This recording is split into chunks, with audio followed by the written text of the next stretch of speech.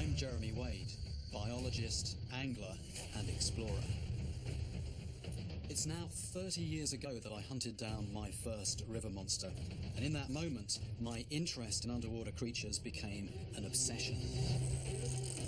Since then, my quest has taken me to rivers and lakes all over the world, including some of the most inhospitable places on the planet. Now it's time to take that unparalleled and hard-won experience and apply it to the vastness of the oceans. A domain still with no shortage of mystery. Like the terrifying report that recently surfaced from one of the East Coast's most popular vacation destinations, the Florida Keys. Something, it appears, is terrorizing this coastal paradise. I want to find out what it is that's attacking both visitors and people who grew up here, who know these waters well. And what is it that's triggering these attacks? But I don't think it's going to be easy.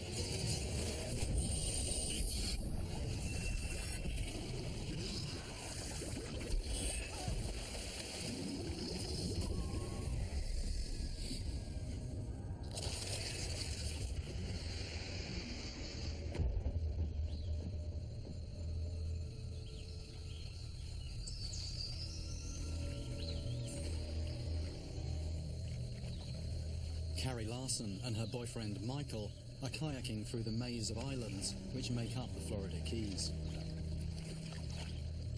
It's an area they're familiar with, having visited here countless times before.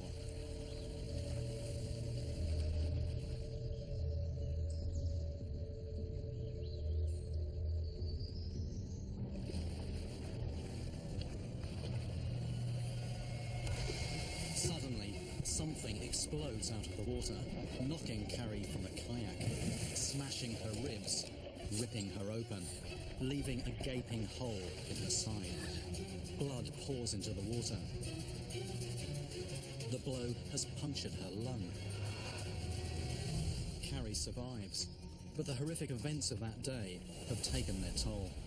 It was completely out of the blue when it hit me and lifted me up and tossed me 5 foot from the kayak.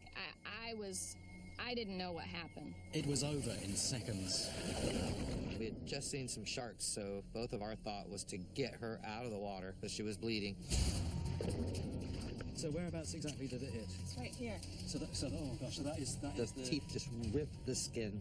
The nose and snout exploded the rib underneath it.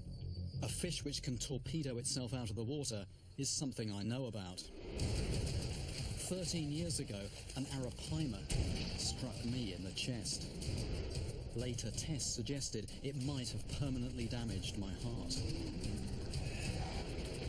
But arapaima can't be guilty here. They're a freshwater species from South America.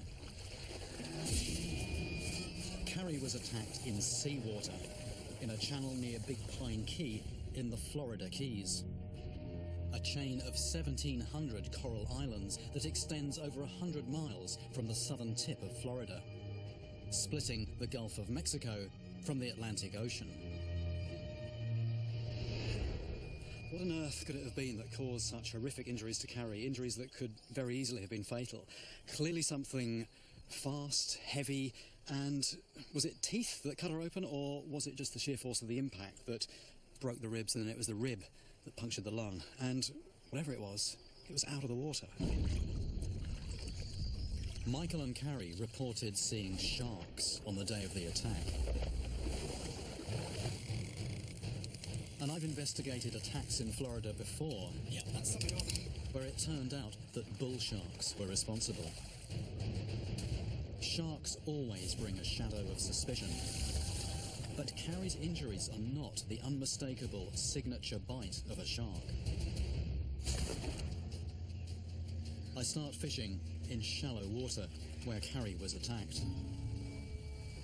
I want to start getting an idea of what carnivorous fish live in this water close to shore. Thing is, it's very shallow. We've got about 3 foot of water, something like that. Nice sandy bottom. It's actually very inviting water, the kind of water you might want to jump in and swim in. Prior to putting a line in, I'm going to put some chum in the water just to see if that smell and that commotion actually draws anything in.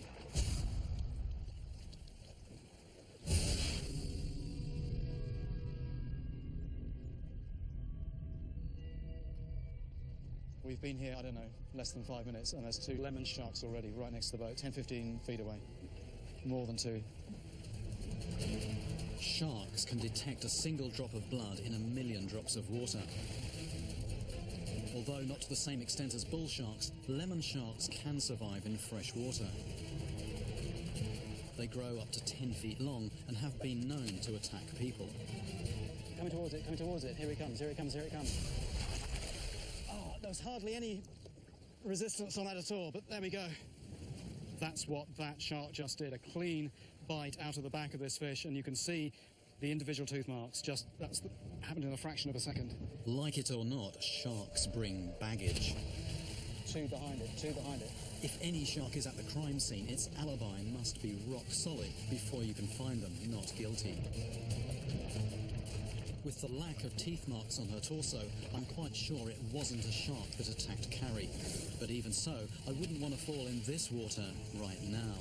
It's got the whole thing. Trying not to... trying to get pulled out of the boat here. Got the whole thing. I'm not letting go. I'm making sure I'm well and truly wedged here because this fish is... Right. They're actually still circling, but I think I've seen enough. I was wanting to know what carnivorous fish there might be in these shallow waters offshore, and there are lots of sharks. Those are lemon sharks. Sounds sort of quite friendly, but the damage they were doing to some of these bonitas, just a fraction of a second, huge lump, a couple of pounds, 2 or 3 pounds of flesh removed, just like that. Looking at the evidence so far, Carrie's injury is clearly not a shark bite. And these sharks didn't jump out of the water, even when whipped into a frenzy. So what did it? Having disturbed that site, I move a little way down the coast to get a hook in the water. Choosing what to put on the hook is as much an art as a science, a mixture of experience and intuition. I start off using artificial lures designed to attract the attention of sight hunters. When the water hits that, it tips the nose down and it dives down a few feet, and then while it's doing that, it's wiggling nicely as well. So just buzz this off the edge of the mangroves. By retrieving the lures quickly, I'm hoping to grab the attention of any predators that might be down there. There's a bit of a drop-off there. It goes from shallow brown water, that's what I landed in just then, into deeper blue water, and I'm trying to sort of drop the lure along the edge of that because that's the kind of place where predators are going to lurk. When the artificial bait draws a blank, I switch to real fish flesh.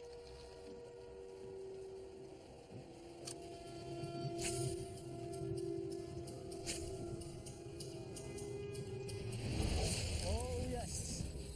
Yes. That's serious? Wow, that is serious. That's lost a line? Right. This took a fish, so it's a predator. And from the rate it's going, it's quite a good size one.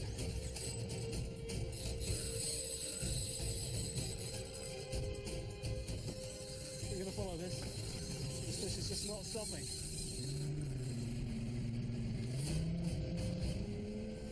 Getting some line back, we're having to use the boat. If we don't keep up, I'll run out of line. It's outrunning the boat now.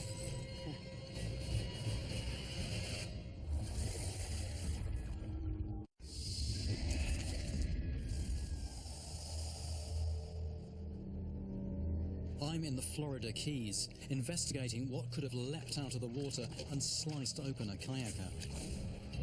And I've hooked something that's big enough to drag my boat. Unlike in most rivers, this water is so clear, I'm forced to use thin, almost invisible line. And the lighter the line, the easier it snaps. So the runs are getting slower, or shorter. I can see the clear leader now. Yes, there it is, it's sharp. An 8-foot bull shark. The triangular dorsal fin and stocky body are unmistakable.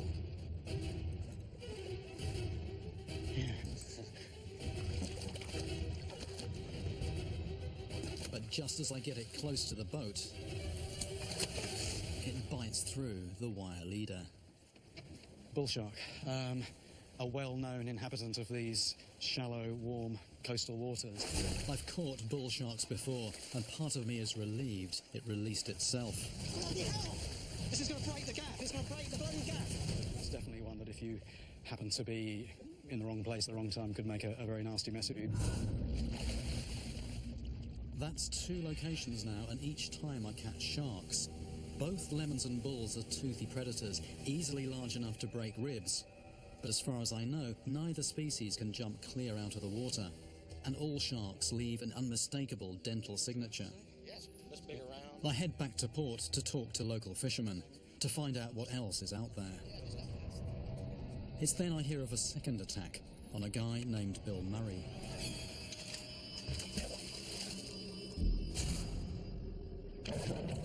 Bill is working in his dock. He's cutting off some reinforcing bar that's jutting out from the dock wall.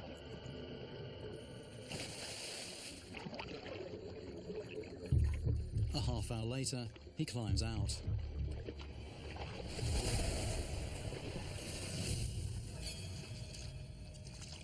I wasn't in any pain or anything, and I looked down at my foot, and out of the center of my foot there was 2 streams of blood coming out. It was down to the bone. Bill's foot has been sliced clean open, like a knife attack. Could it be that creatures from the open ocean are hunting in these man-made canals? The type of wound often gives a definitive clue, but this injury is like nothing on my radar. So, what was the water clarity like, and what time of day? The water wasn't crystal clear by any means. I would say it had about 10 or 12 foot visibility. So, anything like this that you're aware of happened in this area before? So, still to this day, no. Could the same creature be responsible for the attacks on Bill and Carrie? Both were attacked in shallow water close to the shore, with the light fading, which is when many large predators start to hunt.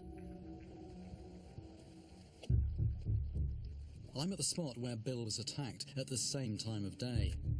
Maybe whatever went after Bill is still down there. There's actually lots of fish down here. I'm remembering a gruesome detail I learnt while river fishing for pacu in Papua New Guinea.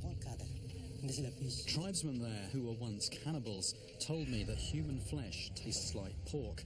So for a fish that's attacking humans, I'm using pork as bait.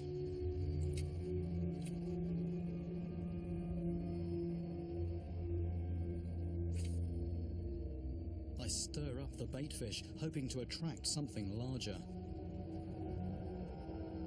But nothing.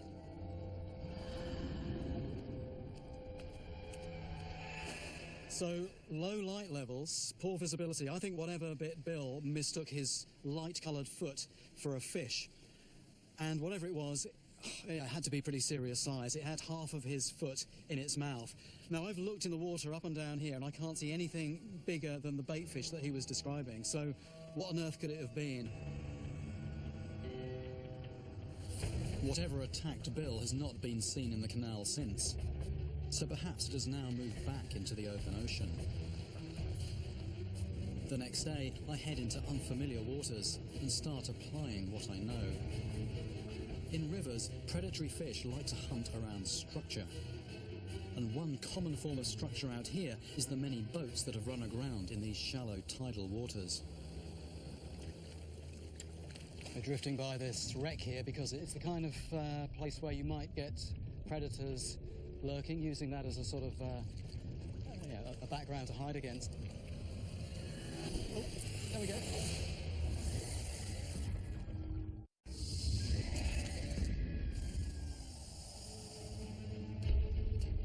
I'm in the Florida Keys, investigating 2 gruesome incidents, trying to discover what is attacking people in these shallow coastal waters. And I have a bite. That's a long streamline fish. Is that a baby barracuda? Those are big teeth on a small fish. Good heavens. My first barracuda. There's no doubt about that being a predator. Long and streamlined, that helps with the speed. Big tail. And that sort of mirror finish, actually in open water, that is really good camouflage. The other thing that's very obvious, big eyes. So no doubt that this thing's a sight hunter. But I am just drawn to those teeth. Even on a small one like this, those are wicked teeth. They seem to be pointing backwards, so anything that gets in there and tries to pull away is actually just going to sink those teeth deeper. I've never caught a barracuda before, and I've not heard of them jumping out of the water. But if they do, one this size would not have the power to knock an adult out of her kayak. I need to see what a bigger barracuda is capable of, so I head to deeper water to find a larger wreck. So we found more structure. There's basically quite a big wreck under the water here, and based on what I know so far, I'm now working a lure across the wreck.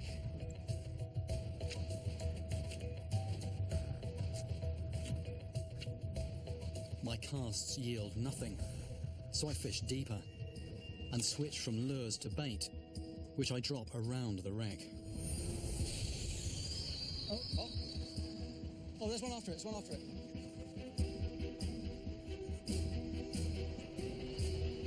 Here we go, look.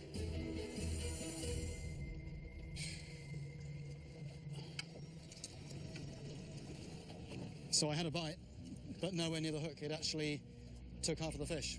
So this is what barracuda does, just clean bite through the flesh. The fact that you've got something that size with teeth like that in this water, lovely clear water, nice sandy beach over there, looks all quite benign, but stuff like that in this water. I try again with another whole bait fish.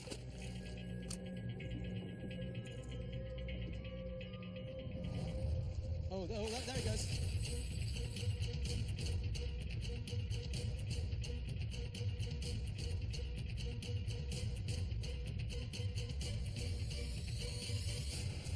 No, it's the same again. Look at this. Look at this. This is carnage. That wasn't a hookup. Seeing that, you know, you really appreciate that you don't want to be anywhere near those teeth, whether you're a small fish or even a person. Could those teeth be what caused the injuries to Carrie and Bill? I need to find out more about barracuda. There's an inner row of large teeth. Barracuda expert Dr. Evan D'Alessandro of the University of Miami talks me through their hardware. So it not only cuts through the flesh, it cuts through the bone as well. Flesh, bone, and everything. Based on the skull size, we're looking at a 5-foot barracuda. And these ones in the front are interesting, aren't they? Because at first sight, they look as if they've just got a point, but they've actually got there's a blade on the leading edge, isn't there? Yes, and that's very characteristic of a barracuda attacking something. It's very precise and almost surgical in the way that it cuts its prey. And also at high speed, they can actually cut without the barracuda even doing much biting action. Just by ramming something, they can actually cut it. That explains the clean slice on my bait, and I wonder whether it also explains the slice on Bill's foot. I was talking to somebody who was in one of these canals doing some work to his dock. Mm-hmm. He's just getting out of the water. His foot is about 2 or 3 feet under the surface, and something hits it. Is this a possible candidate? I'd say it's a very high likelihood that it could have been one of these, because his foot dangling in the water probably mimicked a small fish, and the barracuda probably saw that as prey. One tooth with a sharp edge moving at speed is just good. Yes, absolutely. I ask about the attack on Carrie. There was a woman I was talking to who was kayaking in the mangroves. Something leaves the water and then impacts the side of her chest. It broke a rib, punctured the lung. Is barracuda a possibility for that? Barracuda can jump when they're chasing their prey.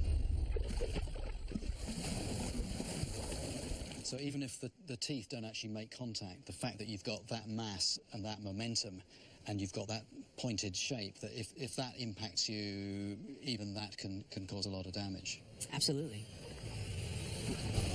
So at last, a big predator that can jump clear out of the water. To underline his point, Evan tells me about another bizarre incident. John Zeliff was fishing with his buddy. Nothing could have prepared them for what was about to happen. They've hooked something big and it's taking off at speed. Suddenly, it does a 180, heads straight towards the boat, and leaps out of the water straight at John. The barracuda's razor-sharp teeth slice through his arm, right down to the bone. I track John down in Key Largo. I really thought that I was going to die. You don't realize how fast they come. I mean, it must have been coming 30, 40 miles an hour, because it jumped out of the water from 30 feet away, and it was on top of me before my brain could process what was happening. So at that point, all I could do to keep him from hitting me in the chest was put my arm up and just deflect him off of me.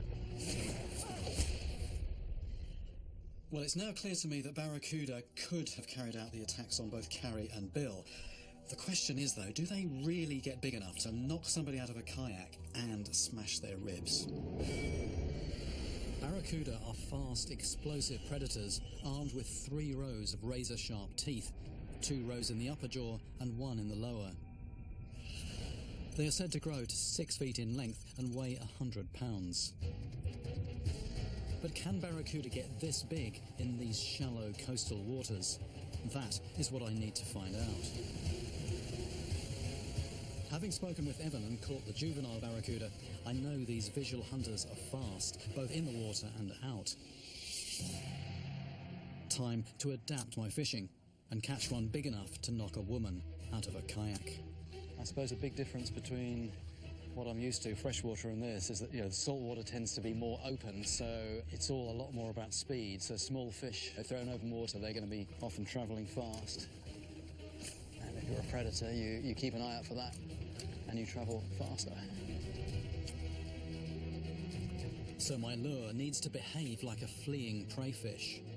Despite there being hooks on there, you can sort of drag that through the shallows, can keep it just in the top few inches.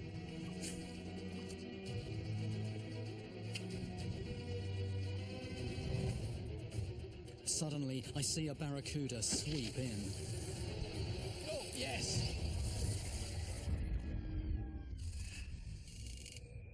What is the origin of the name barracuda? Find out right after this. Before the break, I asked, what is the origin of the name barracuda? It's thought to be of Spanish origin.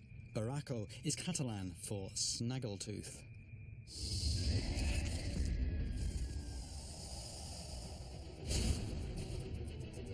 I'm in Florida, trying to find out if barracuda grow big enough in these coastal waters to knock someone out of a kayak.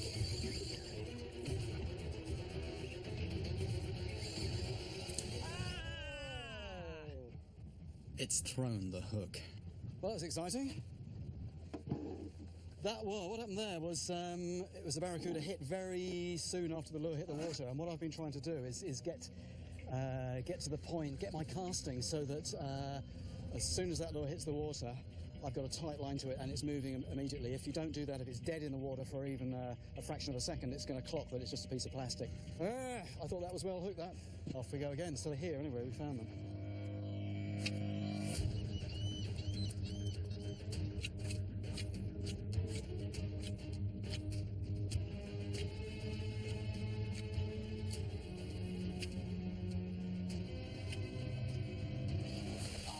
Grief, that was a big one. That fish there, I mean, my heart is still going. It was pretty close to the boat and probably 4.5 foot long, 25 pounds, something like that. I mean, I saw the head, I saw this black head, and it looked like the head of a dog coming out of the water. Well, I certainly came close to hooking up with some big fish, but I don't know, they just seem very skittish, very canny.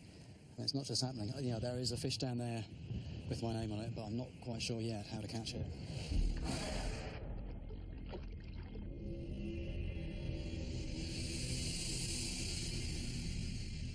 I'm thinking what I need to do now is get in the water. Now, in a river, this would normally be a waste of time, but here the water's clear, and what I really want to do is have a look around some of these wrecks and hopefully see a big barracuda. I'm hoping that if I can see how they attack, that's going to help me figure out how to catch a big one. But it's not going to be easy. Top predators tend to be suspicious and they're hard to get close to.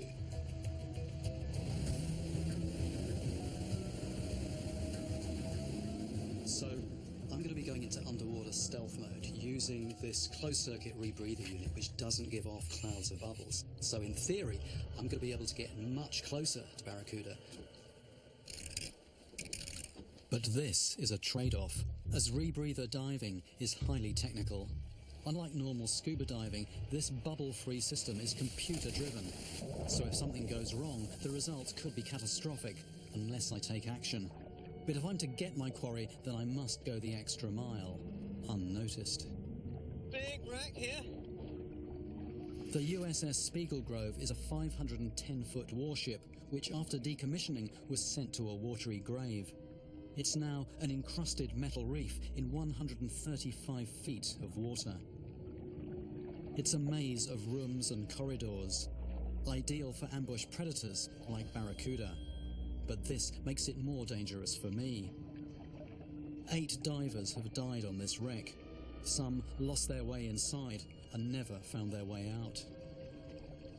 Barracuda have been known to attack divers, their teeth tearing through dive suits and into flesh.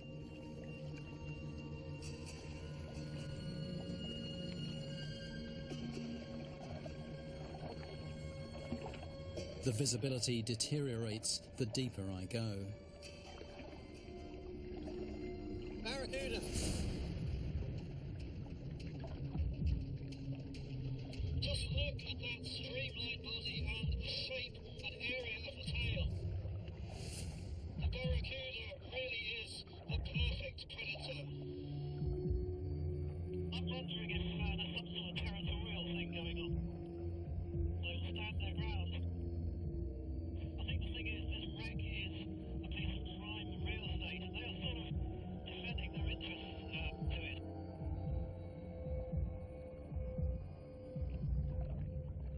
Suddenly, it heads off into open water,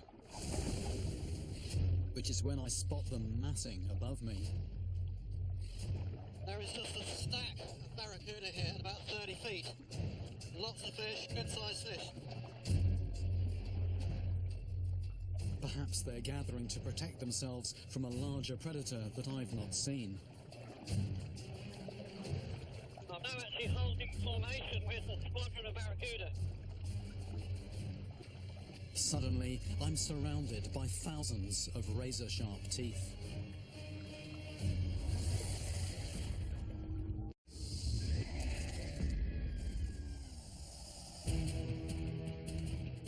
I'm in the Florida Keys, planning to dive with Barracuda. I'm hoping if I can see how they behave, I can figure out how to catch a big one. I put on chainmail gloves, protection against a fish that shows no fear and that is literally armed to the teeth. Then I head down with a bucket of bait to draw in the fish that Barracuda eat. And start chumming the water, wondering what is lurking out there.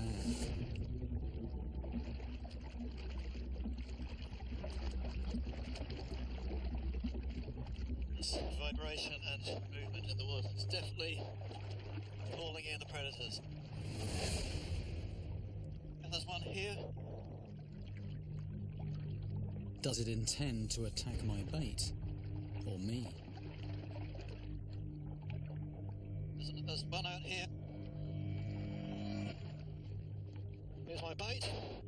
Here's my rod. Normally I've got a reel and some line. Today I've just got the bait attached to the rod.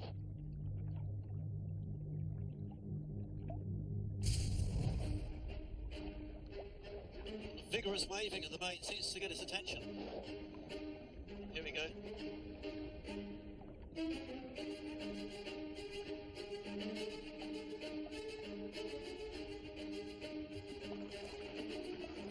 Barracuda definitely coming in.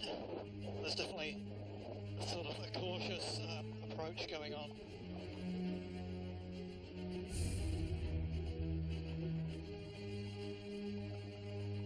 This fish is wary, assessing the danger before striking.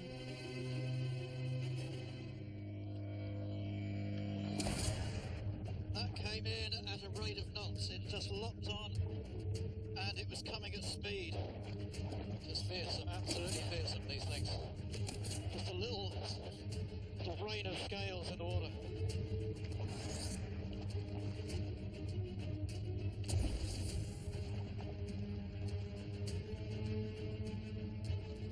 I'm really getting an understanding of how they lock on and how they attack. Barracuda, it hits, and it hits straight on. It's not like a sideways movement like you get with some fish, like sharks.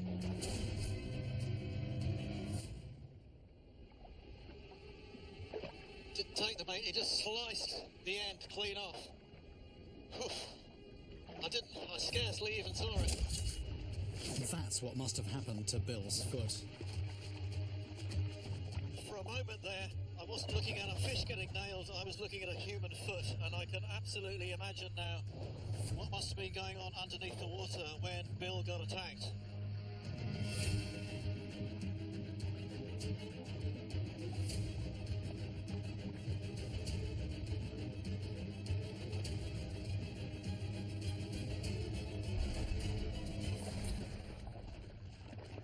I've learned so much about barracuda. Just seeing them feed right in front of me. I can certainly now visualise much better what's going on out of sight under the surface. Now it's time to put this experience into practice with rod and line.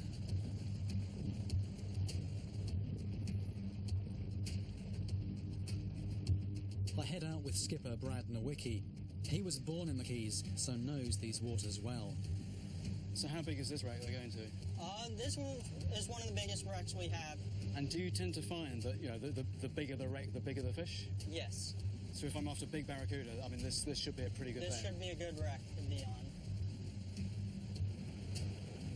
Right, just having a good look at the gear I'm going to be using. It's scaled up a little bit from what I was using on the flats, but you can't go ridiculously heavy because in clear water, fish with good eyesight, they can see sort of, you know, wire cable. It has to be quite delicate. And what we're going to try and do, because there's lots of sharp bits of metal down on the wreck, what we're going to try and do is bring the fish up off the wreck, and then once they're hooked, don't let them get back down.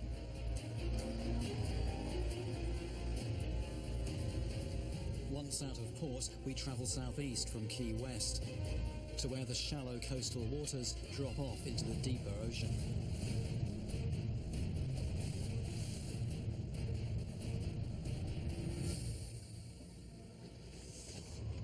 Well, we're here. This is the wreck.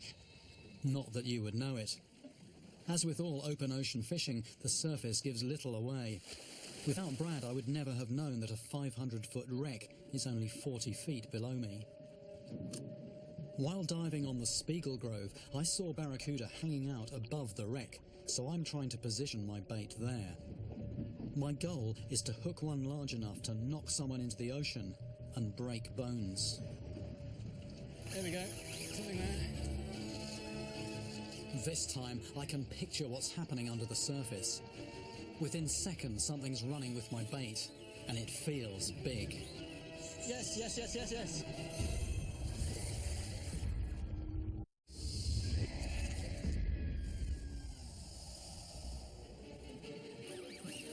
I'm fishing for barracuda. First cast, and there's something big on my line. Where is it? Where is it? Where's the line? Where's the line? There it is, there it is, there it is. There's the fish.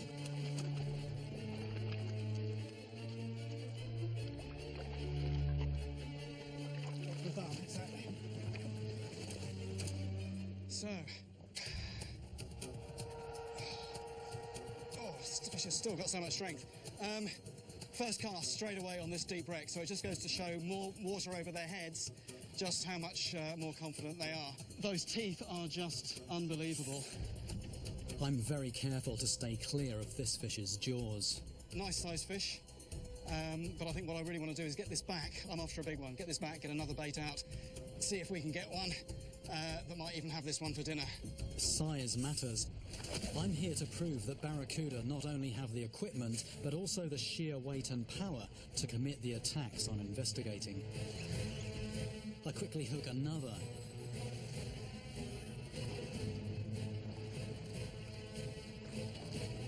And another, even bigger. You know, everything stabs and everything cuts. If you're on the receiving end of that, very, very bad news. The barracuda just keep on coming, each one bigger than the last. Fast and furious action. I feel like I'm casting into the pack of barracuda I saw while diving. Oh. There's a better sized one. Here we go. Oh. Just one after the other, these fish, and look at the size. It's not just about individual big fish, these are all serious sized fish, and they seem to pack more or less in fish of a similar size. But I still don't feel I've caught one capable of smashing somebody's ribs open. Then something nearly pulls the rod out of my hands. It was going deep, which had me a bit worried. This one feels different, definitely bigger than the others. I don't know if this is a barracuda or it's feeling possibly slightly different. I hope it's not a shark.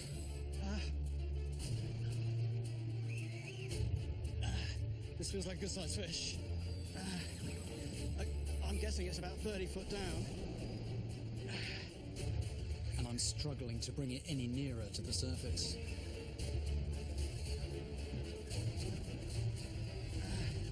Oh, it's still hanging. You can see the leader, so there's the fish. There's the fish. There it is. It's the proof I needed to see with my own eyes. A huge barracuda.